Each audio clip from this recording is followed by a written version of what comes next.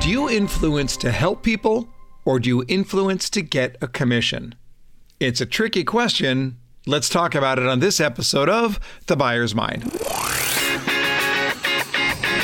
Welcome to The Buyer's Mind, where we take a closer look deep inside your customer's decision-making mechanism to reverse engineer the perfect sales presentation. Now, please welcome your host, Jeff Shore. Well, welcome everyone to The Buyer's Mind, where we investigate exactly what's going on in the minds of prospects who are considering a purchase decision. That's what this podcast is all about. It's about taking a stroll through the buyer's brain. I'm your host, Jeff Shore. You can read the full bio in the show notes, or you can visit jeffshore.com. While you're there, you can check out several events just for real estate sales professionals, including our 4.2 Academy and our Closing 2.0 Academy. These are great live sessions that will really boost your sales pace. Welcomed, as always, by our show producer, Paul Murphy. Hey, Murphy, let me ask you a question. We are called to influence people every day, and that's what we're going to be talking about today with Tim David. Do you think about that? Are you cognizant of your position as an influencer? I'm not. I don't think I influence many people. I think more people influence me, like you. I enjoy talking with you. I get influenced by you all the time.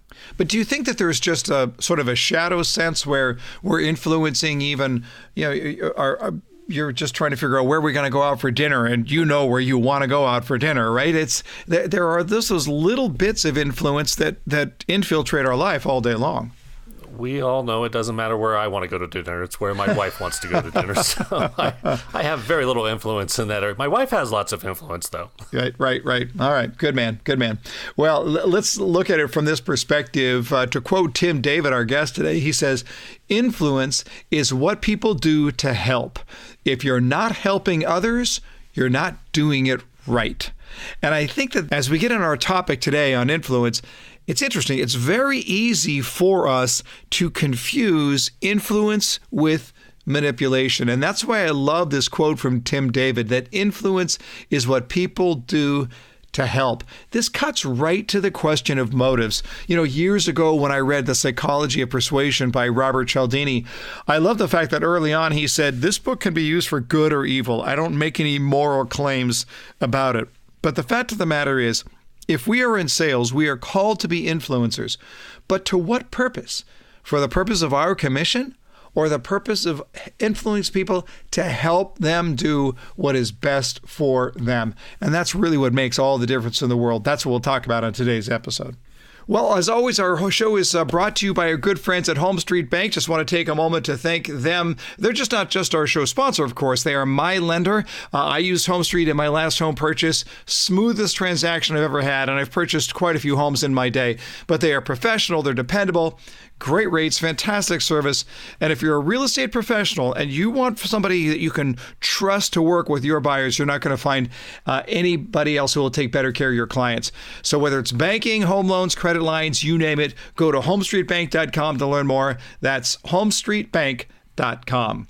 So before we get to our interview, let me bring you our tip of the day, and it is to do this. Test your best line. I want you to think about the best line that you regularly use in your sales presentation. That line that when it comes up, you enjoy it because you've got it down, you know exactly what you're doing, you've said it before, you know how to deliver it, and you have a tremendous amount of confidence in it. But now ask yourself the question, is it for your interest or for theirs? I mean, I hear some pretty slick lines that sound good in the moment until you realize that the line isn't about influence. It's about manipulation. It's about getting my way. So think through, what is that line that you just absolutely love to deliver? Ask yourself the question, is this for me or is this for them?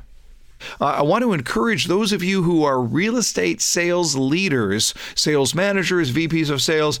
We are right now enrolling in next year's Sales Leadership Roundtable. This is a mastermind group, a select number of sales leaders that I take through. We work together over the course of an entire year. We meet together face-to-face once a quarter in different cities around the country. We talk every single week. We have assignments that are built around your growth. And I have to tell you, this is We've been doing this now for 4 years, and we've had so many managers who have come back and said, my life has been changed. Not just my job, but my life has been changed. For me personally, these are all now good friends of mine. So if you're a real estate leader, if you're a sales leader in the real estate world, go to jeffshore.com/roundtable. I would love to have you along on this journey. All right, well, let me talk to Tim David here. I met Tim last month. He and I were speaking at the same conference, and it's just one of those things where there was just an instant connection. I just liked him right from the very beginning. I suspect a lot of people who meet Tim feel the same way. A prolific and very entertaining keynote speaker, expert on the science of human connection. He is the author of the hit book Magic Words, but he also has a brand new book just being released called True Influence. And to boot, a professional magician and mentalist. Did I hear that right, Tim? You did. Maybe perhaps I could add ex-professional magician to that. I'm not doing much of the entertainment these days. Yeah. But take us all the way back. Was it a childhood thing that you sort of brought into your early adult life? What happened? Well, naturally, my mother was an accountant. My older brother went off to college, became a sound engineer, and works for Bose Speaker Corporation now. So I get some pretty sweet discounts. Sure. And my father was an ex-physics teacher who left that career to design nuclear submarines for the Navy. So wow. Magician was an obvious choice. It makes perfect sense. You can see where those all three come together to exclude you as the black sheep of the family. So there you go. That's pretty much how it happened. That's great. Yeah, if you want to see what disappointment looks like, tell your dad you want to leave school and become a professional magician. Especially as somebody who's a physicist. That's amazing. Yeah, I'm gonna go ahead and fly in the face of all of the laws of physics. Sure, exactly. For a living. Yeah. So now, how do you explain what you do at a cocktail party? If somebody says, "Hey, what do you? You've never met him before." In 30 seconds, how do you tell them what you do now? I help people become more influential. I mean, I think that's the bottom line, isn't it? I mean, if you want to move mountains, you've got to be able to move people. And this, for me, was a huge aha moment when I learned it. I thought being a magician, all I had to do was be a good magician. I thought that's it. But the truth is, it's not about the skill necessarily. It's not about the technical knowledge. It's not about the sleight of hand or the specific card maneuvers that I was able to do. It's how well am I able to translate that, number one, for an audience, but also how am I able to translate that to a buying audience, right? Because show business is two words. It's show and it's business. Business is the bigger word. Your listeners, you may have, quote unquote, the show piece down. Mm-hmm. You may have that technical skill or ability or the product or the service and are great at delivering that. But the business piece, the influence piece, I've found out early on that really is the secret sauce. Let's get a little bit of definition here. When we talk about influential, when I first read Robert Cialdini's book on influence, the seminal book on the subject years ago, he basically says at the beginning of this book, this book can be used for good or evil. He didn't make any moral judgments about it, but can you just address that real quick here? Because on the one hand, we're called to be influencers in all different areas of our lives, and especially for this audience in our sales lives. And on the other hand, there's a point where influence becomes manipulation. Yeah, one of the first chapters that I wrote for this book was really getting my thoughts onto the page about this, because this is something a lot of people struggle with. This is certainly something I struggled with early, and I really needed to be educated. I really needed to be let in on the secret that, they say nice guys finish last. It's okay. You can be influential and you still can maintain your integrity. See, I didn't know that. I thought influence was something that was, as you said, manipulative or some sort of evil pursuit. But the truth is, true influence is helping people get what they truly want. I mean, at the end of the day, aren't we selling people products they truly want and need? Aren't we sort of educating our audience on some of the benefits that they can receive and helping them make the right decision? Many of us in a consultative sales role will be happy to say, look, we are not the solution provider for you. I can help put you in touch with the right people, but my goal is to serve first and sell second. And if you can do that, man, I'll tell you what, I will let you influence me all day long. I need people sometimes to come along and kick me in the butt so I can enjoy some of the benefits life has to offer. But now we'll talk about the book True Influence in just a moment. But going back to your book, Magic Words, you suggest in that book that whether we intend to or not, we are in this constant mindset of manipulation, of manipulating feelings, thoughts, that manipulation has a really nasty connotation, but there is a sort of a natural inclination for us to want to manipulate to some extent. Did I read that wrong? Yeah. So what that basically means is, when I'm performing on stage or, performing a magic trick or a magic show, I would tour around and perform it a lot. The same trick, the same pattern, the same routine, the same way, and I'd get the same reaction. Mm-hmm. And then I would make these subtle changes to the script. I would make little changes in how I stand or small changes in some of the verbiage that I would use. And I would get big changes in the reactions that I would receive. Mm-hmm. And I realized that tiny things that we do affect the people around us. And we really don't have a choice. I mean, everything you do and everything you don't do literally affects the neurophysiology of the people around us. So we are affecting the brain states of the people around us. We are affecting the decision-making of the people around us just by our very existence. And some of us will accidentally manipulate people, accidentally influence people into an action, when what we should be doing is we should be influencing on purpose, again, for the benefit of all involved. Does part of it just come down to a question of motives? Am I trying to manipulate you so that I can get my way? Or is it more about, hey, listen, sometimes people are their own worst enemy and they need to be influenced away from making a bad decision, which might be no decision at all? Yeah, I would say absolutely, hands down, totally agree with that.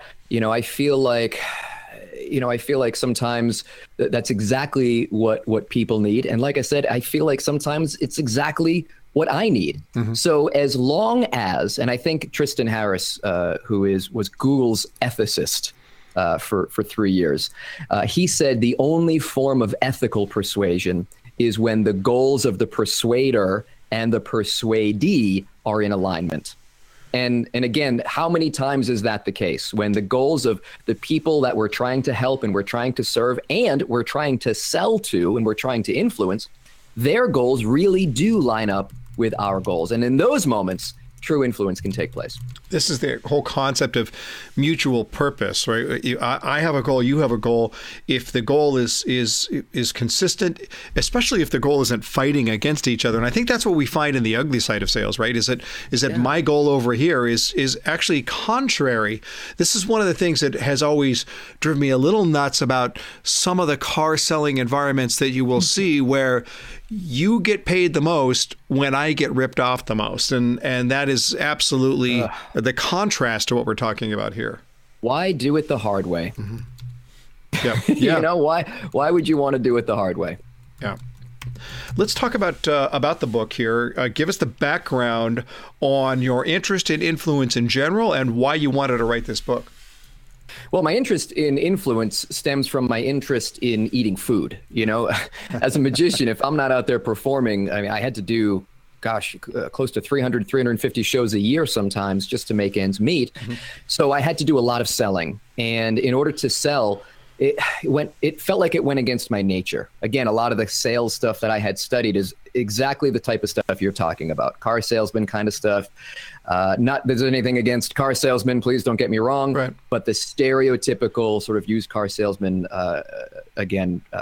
archetype there. Mm-hmm. So I found that a lot of that stuff didn't work for me. I realized that I had to keep searching, keep studying.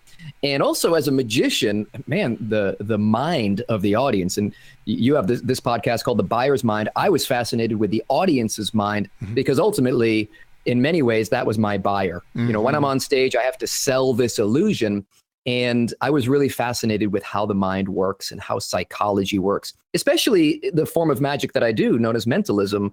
We're playing around with thoughts and perceptions. So psychology is a really, really big piece of that. And influence, my gosh, it was just so fascinating to me. How can I, a wildly shy and introverted person, who is passive to a fault, would never want to force anything on anybody. How can I share my art with more people? How can I get the word out there? How is there a technique that I can use that I could feel comfortable with?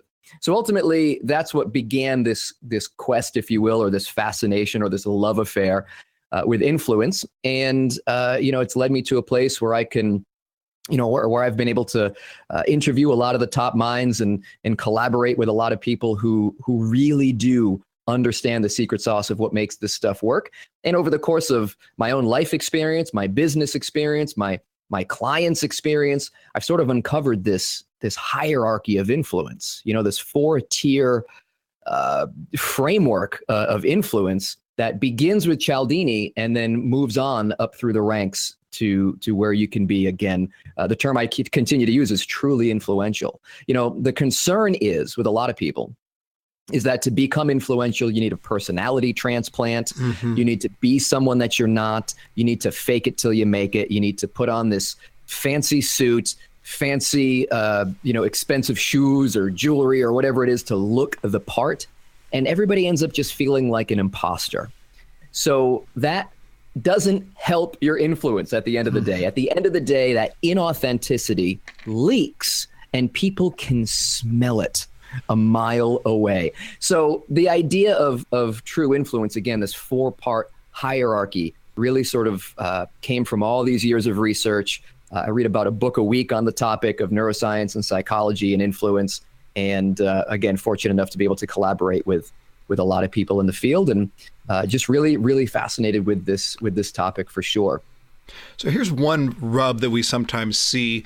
It's the salesperson who does not feel like they have permission to be particularly influential. Like actually, the first sales manager I ever had, this was way back in the day, but he said, Jeff, your job is to give people the information they need so that they can make an intelligent decision. And that advice made me a pretty lousy salesperson because I was great at giving information, but I was not great at influencing. And I see a lot of salespeople who feel like they don't even have permission because they don't want to come off as pushy. And yet I look at it and I say, if I have some sort of deadly disease or potentially fatal disease, and my physician comes to me and says, now, Jeff, my job is just to give you the information so you can make an intelligent decision. And I don't want to sway you in any way whatsoever because this is a very personal choice. I got to go find another physician. I want my physician. I want my attorney. I want the professionals in my life to be influential. In some cases, say, hey, here's 3 options, A, B, and C. B and C are stupid. Do A. But why is it in sales that we tend to look at it and go, oh, no, I just don't have permission to do that? Yeah, that's a great question. And for me, I felt the same way. I mean, I'm a magician. I'm not a salesperson. At least that's how I felt. I'm reminded of those Star Trek scenes with damn it, Jim, I'm a doctor, not a whatever. Sure, I feel like this is my zone. This is my sweet spot. But again, in sales, maybe that word is all you need. Maybe it's just giving yourself permission, giving yourself permission to help people. And that's one of the things that I really identify influence as. Influence is what you do to help someone overcome their short-term objection so that they can enjoy the long-term benefits of what it is that you offer or the outcome that you're hoping for offers. So again, when you view it as I'm helping people to overcome their fears, their roadblocks, their obstacles to get to the end result that they want, man, then it becomes purposeful. Then it becomes almost like if you don't, you are hurting them in some way. You're allowing them to settle for second best. So I really believe it's all about perception. Sure. I remember I was selling homes many, many years ago, and I remember I was selling brand new homes at a new home community, and I had a customer who was thinking about buying from a competitor because they were offering another $10,000 in discount than I was. But I knew for this particular customer, that was not the right house. And I remember the conversation so much feeling like if this guy walks, he's going to get the $10,000. He's also going to get the house that comes along with it. And every single day of his life, he's going to pull up to the wrong house and he's going to know it. And so I looked at it, I said, I have a moral obligation in essence, to save this guy from himself, because he's getting the right deal on the wrong home, and ultimately he's going to pay the price. And I was really pleased that I was willing to step up despite my discomfort and say, well, that's exactly what I said, by the way. Every day you're going to pull up to the wrong house and you're going to know it. And he thanked me afterwards, because I think I saved him from himself. I think that's what we do in sales. We guide people to the right decision, because otherwise, why would they need us at all? If they could make all the decisions on their own, why would we need salespeople in the first place? Yeah, collect those stories. There are stories that I have where I've been on both sides of that equation. I have seen it where people will come to me and say, hey, we talked last year about having you come in as a keynote speaker. We ended up going with somebody else. Man, we wish we hired you, because we had you this year, and we really wish we had you last year. So I let them down, so that's one of those scenarios where, oh gosh, if I had in that moment, in that opportunity, had been able to move that person to action, then things could be different. And then same on the other side, I have purchased inferior products and services and felt the sting of that, and felt the oh man, I'm kicking myself. I regret the decision that I made. Sure. If only somebody came in and stepped in and helped me out. So yeah, collect those stories. If you feel like sales is anything less than a noble pursuit, then maybe you're in the wrong business, or maybe you just need a mindset shift. Maybe you just need enough of those stories to realize the truth that, hey, you know what, as long as I can focus on helping people, then I think we're in good shape. Did you, in your early days in the sales world, did you struggle with the imposter syndrome? Did you really carry that self-doubt that said, I'm not the person to be able to influence at that level? You referenced this early on, but I mean, it's a true psychological phenomenon that a lot of salespeople deal with, is that someday people are going to figure out, I'm basically just making this stuff up, and I'm really not all that I say that I am.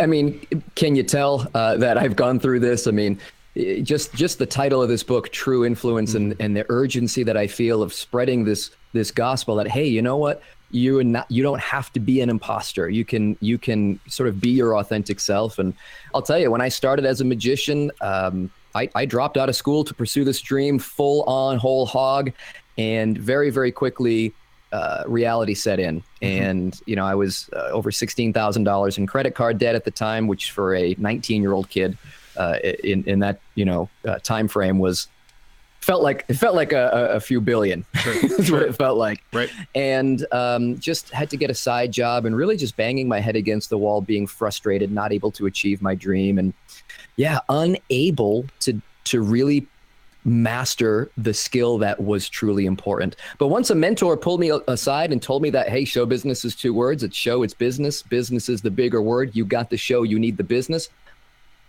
Once that light bulb went off, I went from doing maybe 1 or 2 shows a month, again, to very, very quickly, the very next month after working with him and learning these strategies, I did 17 shows that next month. The month after that, I almost doubled it to 28.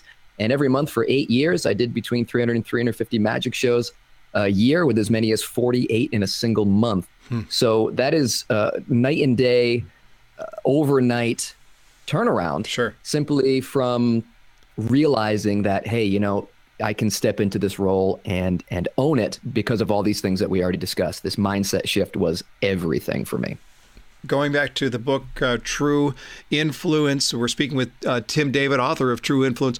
You mentioned the 4 hierarchies, the 4 tiers of influence, and you've structured the book accordingly to hit on each of these 4 components. Can you briefly tell us what those are? Yeah, happy to. I mean, the word true is sort of an acronym for each of the tiers. So, for example, T stands for technique. It's so important to understand how our words are affecting the people around us, how our actions are affecting the minds of the people around us, and the decision-making of the people around us, how your standard operating procedures, the text you use in an email, all of our interactions are made up of these techniques. And either you're building influence or you're tearing influence down. So, you mentioned Cialdini's book, and he gives 6 techniques. Since reading Cialdini's book, I've sort of uncovered 61 various techniques, including Cialdini's 6, although he has more than 6 now. He has his persuasion, which is fantastic. Great book. But so, I mean, if that's something, I can share with your listening audience, happy to do so. There's a PDF report that I've put together with what I call the influence cheat sheet. And it's something I refer back to quite a bit when I'm putting together sales letters or marketing materials, or I know I'm going to be sitting down with a particularly important client and I really want to close the deal. I'll take a look and say, am I incorporating as many of these influencers as possible? So that's just at moreinfluential.com. At the very top right, there's a download free resources link. And if you click on the sales box, it's in the sales box of goodies. So that is the very, very first piece, the first tier. You can get pretty far with technique. You can move people to action. You can close some sales. That's great. However, the R trumps technique, and R stands for relationship. One of my mentors said, all things being equal, people do business with who they know, who they like, and who they trust. All things not being equal, people still do business with who they know, who they like, and who they trust. Relationship trumps technique. And this is something that, again, I sort of struggled with early on. I thought that if I just put together the fast talking techniques and made everything perfect and the best sales letter and the best websites, then that would be it. But once again, when you do that, people can kind of smell that, this is sort of salesy. This feels a little bit, like they're trying to get me to do something. So you've got to build that rapport. You've got to build that relationship. That is the next tier. The third tier, Jeff, is a big part of where you live here with this podcast. And the U stands for understanding. And understanding comes in a few different levels. Understanding human beings as a whole, understanding the buyer's mind in this case, is incredibly valuable. Sure, you can drive a car if you don't know how a carburetor works, right? But if you understand the mechanisms, you can get the most out of that vehicle. In fact, the same with people. If you can understand what it is that goes into the brain's decision-making process, then you can understand how to craft the perfect message that fits in nicely with nature's decision-making machine, the human brain. So if you can understand people as a whole, that's great. If you can understand maybe there's some cultural differences. If you're trying to break into a foreign market, you might want to understand people on a cultural level.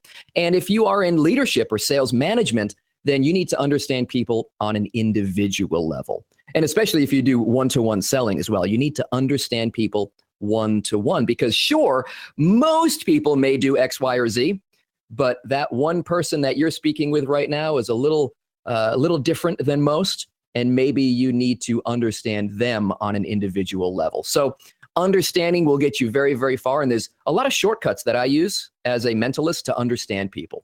For example, when people in my show would be called onto the stage, I would have to know them so well that it almost looked like I was reading their mind. And I had to do it very quickly. I couldn't give them a Myers-Briggs assessment while they were walking onto the stage. It had to be very, very quickly. I had to ask myself a few questions about them, look at their body language, and really gather as much information as I could about them as quickly as possible. But the main takeaway here is this. When you're understanding people on an individual level, you want to be a gardener and not a farmer. You see, a farmer is a salesperson who has the same pitch for every single person. They sow their seed, they throw it out there. It's a numbers game. They hope for the best come harvest time. But a gardener treats every single plant individually, giving them different sunlight, different fertilization, different water amounts, and they care for each individual plant with different tactics and techniques. Right. So once again, the tactics tier would be like what a farmer does. Here are the tactics, throw them out, see what works. When you get to understanding, you can really cater your techniques and tools to that individual person. But the final tier, and I'll go through this very, very quickly, I know we're getting close to time here, is E. And E stands for ethics. And this is what I'm most excited about the book. As I did the research, I was kind of holding my breath. I was sort of wincing. Oh my gosh, I hope that nice guys don't finish last. I hope it's not true that you can cheat the system and win. I really, really hope that there is hope for the nice guy out there. And the truth of the matter is that absolutely is the case. The science has come back, and I'm sure even your own personal experience has come back, that nice guys don't have to finish last. And this was a big part of our earlier conversation, Jeff, about how the mindset of helping and service will really make you more influential and not less influential. Mm-hmm. Sure. So the more of those tiers you can touch on, again, use it as a checklist if you have to. Am I using proper technique? Am I building relationship? Am I utilizing all the understanding I have at my disposal? And is this an ethical pursuit? Love it. Love it. That is great stuff. And you built this website, moreinfluential.com, to support the book, and you've got all kinds of tools and giveaways there. It sounds like a great resource. His name is Tim David. He is the author of True Influence. You want to pick up that book and you want to go to the website right away. Follow him. He's, as you could tell even in this interview, sharp guy, smart guy, but also a good guy, and the type of people that I just want to associate with more. Tim, can't thank you enough for being on the Buyer's Mind. Jeff, it has been my absolute pleasure, and I really appreciate you having me. All right, there you go. Tim David, just a good guy. As I had mentioned at the top of the interview, I met Tim at a conference. We were speaking at the same conference and sat down next to him and said, "This is just a good guy. This is a sharp guy. He's a easygoing guy, but there's also an intensity about him. You could just tell that he wants to be great at what it is that he does. You could see it even in the way that he approached initially his magic, and then when he got into sales and in the world of influence in general. What do you think, Murph? Does he pass that good guy test? I was disappointed. I wanted him to do some mentalism with him, but magic is so fascinating, isn't it? It's wonderful. Yeah, it really, really is. I don't pretend to understand it, but I'm fascinated by it. Some really, really good stuff here, starting with the idea that, when we're thinking about how we are going to be influential, that it really is a question of motives. And I think he put it this way, to say that the goals must be in sync. And we talk a lot on the Buyer's Mind about this concept of mutual purpose. I have a purpose, my customer has a purpose. How do we get that on the same page? I thought he was very eloquent in the way he described that, didn't you? I did. I appreciated the fact that his motivation, and the motivation that we espouse on this program all the time, is having that mutual purpose, is reaching out and trying to understand your clients so that you can meet their needs. It's not about what you're selling. It's about what their needs are and asking those questions. I also love the idea of the sense of humble boldness, again, a sub-theme here in the Buyer's Mind. A few years back, I wrote a book called Be Bold and Win the Sale, about how we can overcome our discomfort in order to be more productive and effective in the sales world. And I saw that a lot in Tim. Tim is not arrogant, he's not brash, he's not in your face, and yet he is bold. He's got that humble boldness to him. And he had asked that question, how can I, an introvert, share my art with more people? That, my friends, is a great question for you to be asking yourself. How can you share your art with more people? And there's this idea here that when we are too afraid to step out, when we are too uncomfortable to step out there and be influential, we are doing our customers zero favors. We're actually doing harm to our customers when we make it difficult for them to do what they want to do anyway. Look, as I said in our conversation with Tim, if the customer could do this alone, why would we have salespeople? They wouldn't need us. So we've got to look at it and say we provide that service as professionals, like our physician, like our attorney, like our accountant. We need to see ourselves in that way. And in that way, we have to step up and look at it and say, I know you well. Now, look, I wouldn't trust my physician if he didn't understand me on a very, very deep level. I would not trust my attorney if she didn't really know who I was. So when you get to that point of truly understanding your customer, you are now in a position to influence in their best interest. Great conversation with Tim David. Well, as we head into the wrap up, I want to think about our role as influencers here. And we think, well, what are we influencing people to do? And the theme that we've had all throughout this discussion is how we influence in order to help people. But there are times when we look at it and we ask, how much am I allowed to influence? How much can I influence right here? I mean, I don't want to push people too hard. And I think that the answer here starts by asking what's in the best interest of my customer. But then I think we can get a clue from our physician and from our attorney and from our accountant and from those positions of authority that we see in our lives. I want my accountant to be an influencer. I want my physician to be an influencer. I want those people to know me so well that when they offer advice, when they offer a method of acting and persuade me to do it, I know that they are persuading in my best interest. They are thinking to themselves, this is what is best for Jeff. Now I want you to think the same way when you're thinking about your customer. If you feel that this is best for your customer, then you have an obligation to influence. You have an obligation to persuade. This is the idea. We don't want to just be there to hand out information and hope for the best. We want to be people who have a dramatic influence on the lives of our customers. Well, that's another episode of The Buyer's Mind. I want to tell you, if you're a sales manager, I've got an idea for you. You know, it's when we think about sales meetings, sometimes it's difficult to come up with topics, but here's an idea. Use this podcast as a training tool. You see, we design these podcasts so that they are the precise length of the average commute in the United States. So tell your salespeople, listen to this episode. Just send out the episode in advance and tell them, listen to this episode while you're on the way to the meeting. And then you can discuss the topic during the meeting while the topic is fresh. It's a great way to be able to leverage the material that you're getting and have a really great discussion, and it'll make your sales meetings easier to prepare for, but also very, very impactful. You can find everything you need at jeffshore.com, but until next time, go out there and change someone's world.